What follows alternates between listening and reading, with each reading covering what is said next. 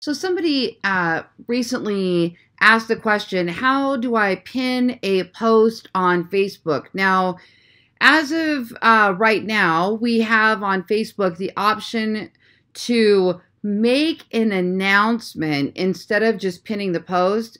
And then once we make the announcement, we can actually pin it. So let me show you what I'm talking about. So we're in a Facebook group. This is my Facebook group, one of my weight loss coaching groups.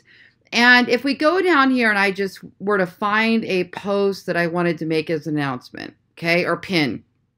So before, we used to be able to go up right here and there would be an option that said pin post. And then that post would go straight to the top and it would stick to the top. Well, now we have something new. We have mark as announcement. So let me show you how this works. So I'm going to mark this as an announcement. And you actually have the ability to mark more than one post as an announcement. So up here, I have my quick start info and I have it marked as an announcement and it's always there.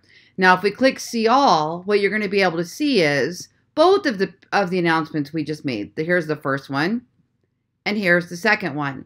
Now, what we can do is go back over to the right-hand arrow here.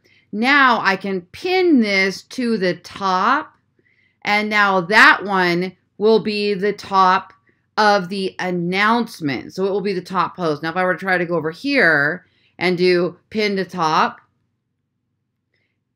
now it goes back over the other one. It used to be if we tried to pin another one, it would say, do you want to remove the other one? Now it doesn't do that. It just moves it over. So now in order to pin a post on Facebook, in any of your groups, you simply make it an announcement and then you can pin to top. That's your Facebook tip today. I'm Lori Ballen. Join me on loriballen.com.